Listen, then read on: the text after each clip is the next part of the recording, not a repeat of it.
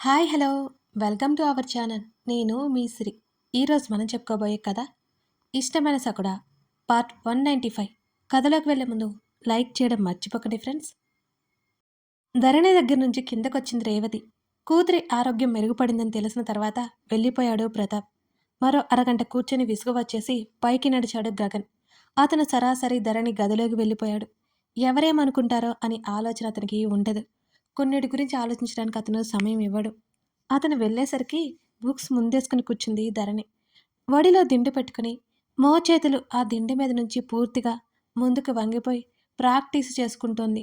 అతను వచ్చినా కూడా పట్టించుకున్నట్టు శరీరాన్ని పూర్తిగా వంచేసిన ఆమె మాడు పగిలేలా ఒక్కటిచ్చాడు గగన్.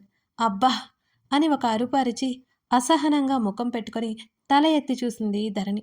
అక్కడ కనిపించిన గగన్ని చూసి వెంటనే మామూలైపోయింది. ఆమె కంగారు పడింది. ఏం చేస్తున్నావు అని అడిగాడు అతను. వన్ వన్ వన్ మంత్లో ఫైనల్ ఎగ్జామ్స్ అని చెప్పింది. అతని ముఖంలో కనబడుతున్న కోపానికి ఆమెకి భయమేసింది. ఆమె చేతిలో ఉన్న బుక్స్ మూసి పక్కన పెట్టాడు. ఇంకా రివిజన్ అవ్వలేదు అని అంది. ఏంటేంటి రివిజన్ కూడానా?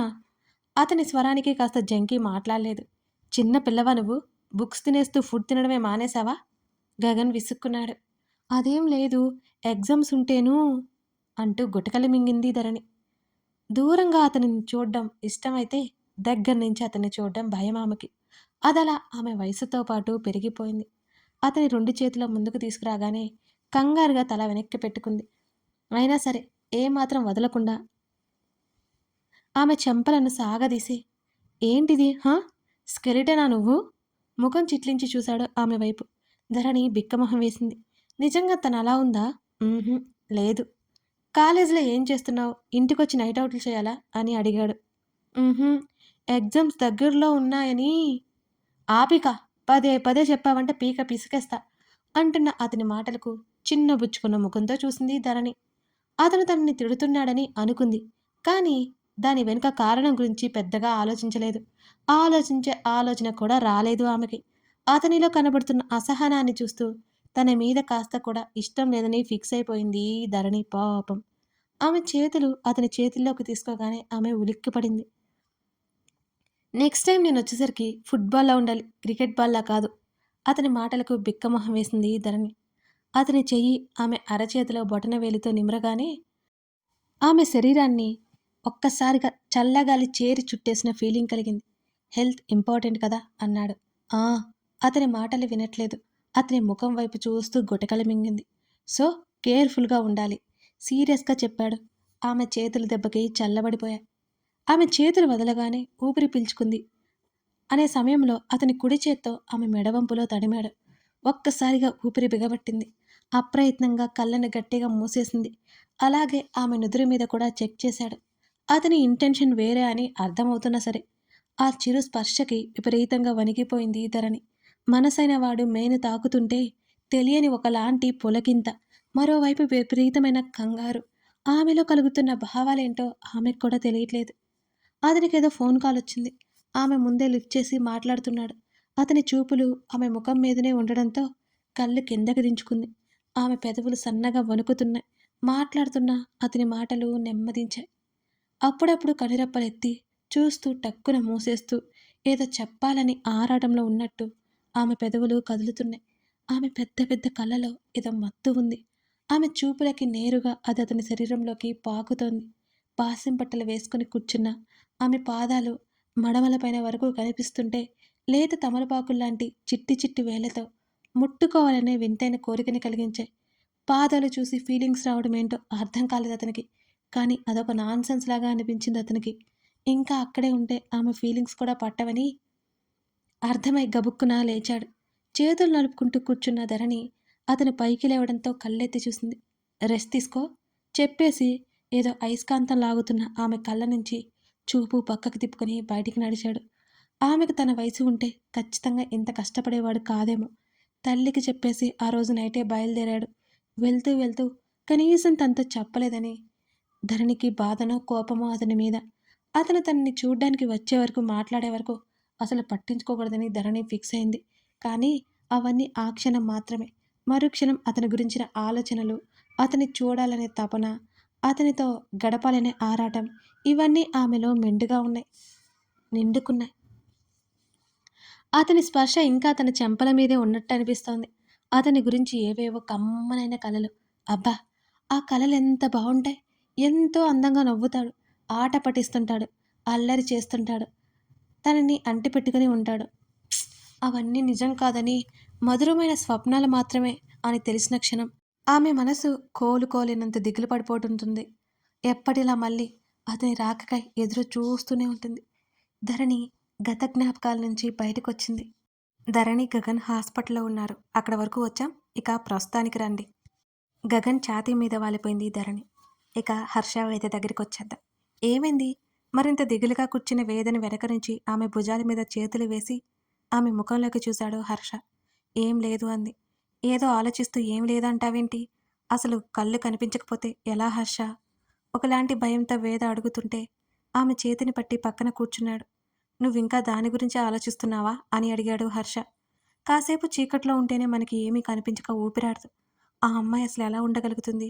అది పుట్టుకతో ఉందంటే లేదు అని వేద ఒకలాంటి ఉద్వేగంతో ధరణి గురించి ఆలోచిస్తూ చెప్తుంటే నువ్వు అక్కడ వరకు ఆలోచిస్తున్నావు. కానీ వాళ్ళంతా అలా కాదు. ఆ అమ్మాయి బ్రతికితే చాలు అనుకున్నారు. నెమ్మదిగా ఆమెకి కనిపించలేదనే ఆలోచన నుంచి బయటకు తీసుకురావడానికి ట్రై చేస్తున్నారు అన్నాడు హర్ష. అసలు ఎలా పడిపోయింది? వేద ఉన్నట్టుండి అడిగింది. జారి పడినట్టుంది. అబద్ధం చెప్పకు. ఆమె సూసైడ్ చేసుకుందన్నట్టు హాస్పిటల్లో మాట్లాడుకుంటుంటే నేను విన్నాను అని అతని వైపు సీరియస్గా చూస్తూ చెప్పింది ధరణి. అతడు కాసేపు తటపటాయించాడు. రీజన్ నాకు కూడా తెలియదు. నోరు తెరిస్తే అబద్ధాలేనా? వేద చిరాగ్గా అంది. నేను నిజమే చెప్తున్నాను వేద. ఆ రోజు నువ్వు కూడా అక్కడే ఉన్నావని నాకు తెలుసు. వాళ్ళిద్దరికీ ఏదో గొడవ జరిగింది. ఆ గొడవేంటో, ఆ అమ్మాయి ఎందుకలా బిహేవ్ చేసిందో ఎవరికీ తెలీదు అని భుజాలు కదిలించాడు హర్ష. గొడవ జరిగినంత మాత్రాన సూసైడ్ చేసుకుంటుందా? అని అడిగింది వేద. వేద, నువ్వదంతా ఆలోచించకు. అసలేం జరిగిందో తెలుసుకొని నీకు చెప్తాను సరేనా? అన్నాడు. ఇంకో డౌట్ నాకు. నాకు బయటికి వెళ్ళే పనుంది అంటూ టక్కున లేచి వెళ్ళిపోతున్నా హర్ష చొక్కాని పట్టుకుని ఆపింది వేద. అబ్బా! వేద ఏంటి? అతను వెనక్కొచ్చాడు. ఆమె చేతిలో ఉన్న అతనికి చొక్కా విడిపించుకుంటూ ఆమె చుట్టూ చేతులు వేసి దగ్గరికి లాక్కున్నాడు. మరి ధరణి కూడా మనకి ముందే ఫ్రెండా? ఆమె అడుగుతుంటే లేదన్నట్టు తల ఊపి, కాదు, ధరణి నాకే తెలీదు. ఇక నీకెలా తెలుస్తుంది అన్నాడు. నాకు కూడా ఆ అమ్మాయిని చూస్తుంటే ఏదో దగ్గర ఫీలింగ్ వస్తోంది అన్నది వేద. తనని ఆ పరిస్థితుల్లో చూస్తున్నా కాబట్టి అలాగే బాధగా ఉంటుంది. ఇక ఎక్కువ ఆలోచించకు అంటూ నెమ్మదిగా జుత్తు సవరించి మన ఇంటికి ఎప్పుడు వస్తున్నావు అని అడిగాడు హర్ష. నేనిప్పుడైతే రాను. అవసరమైతే నువ్వే వెళ్ళు అన్నది వేద. ఇది అన్యాయం కదా అన్నాడు హర్ష. ఇప్పుడు నేనేం అన్యాయం చేశా? నీకు ఇక్కడ నచ్చకపోతే వెళ్ళమని చెప్తున్నా కళ్ళు తిప్పుతూ చెప్పింది వేద. అతను పళ్ళు బిగించి కళ్ళు చిన్నవి చేసి చూశాడు. మరి ఇంతేనా? ఓ ముద్దు ముచ్చట లేదు. మరింత గుసగుసగా ముందుకు వంగి ఆమె చెవి పక్కన చెప్పాడు హర్ష.